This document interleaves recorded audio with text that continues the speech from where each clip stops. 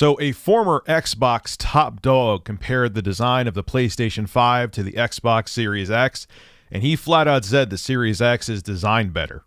Oof. Let's get into it. Skip it up and that up.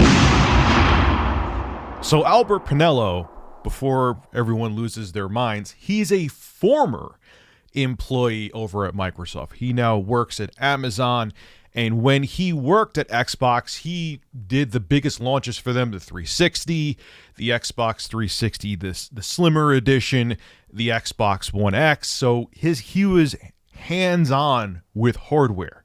He knows hardware, and he doesn't work for the company anymore, so he doesn't have a hat in either ring, in Sony's ring or Microsoft's ring. He works for technically their competition, which is Amazon. Well, as you know, recently we saw teardowns of both the Series X, and Sony did a teardown. One of their engineers did a teardown of the PlayStation 5, and Albert had something interesting to say. He replied to someone on Twitter, and this is what he had to say about the next-gen consoles. Usually when something is more powerful, smaller, and quieter, there's a term for that. It's called better engineered.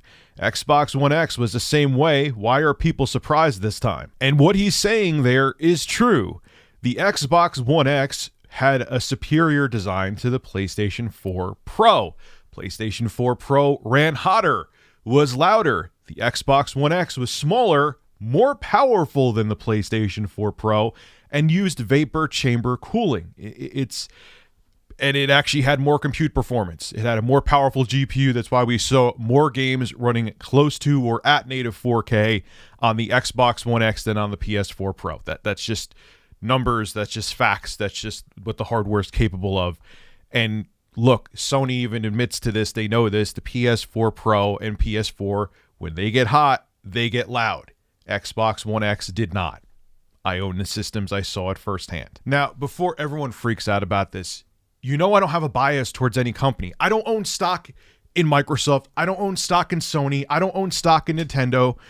I just tell it like it is. I've been known as a lover and hater of all three of the companies throughout the years because no matter what I love about them or dislike about them, I won't let that get in the way of judgment or what I say about. I try to be as objective as possible. And I'll also keep this real too. I do agree that it seems like the Series X it seems like a better design.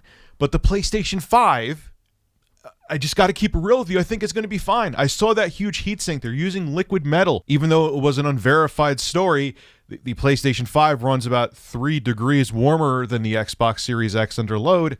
The temperatures are still more than acceptable. The PS5 running at 65 degrees Celsius under load is more than fine. Like I said, if my 2080, if I was running Firmark, which is a GPU stress test, only ran at 65 degrees under load, I would be doing backflips.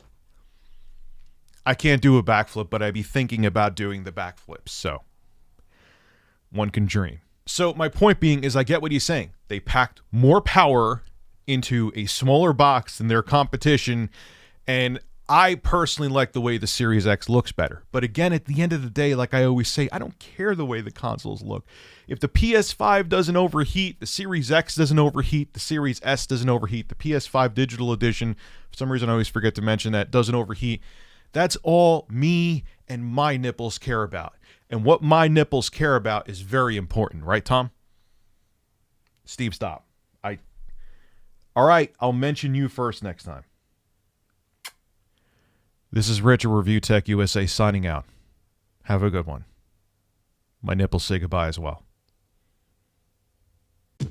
Hey, if you enjoy my content, consider becoming a Review Tech USA member. I'll have a link below in the description. I live stream now on this channel all the time, and it gives you access to cool emoticons to use as well while I live stream. Again, link below in the description. Thank you for your continued support.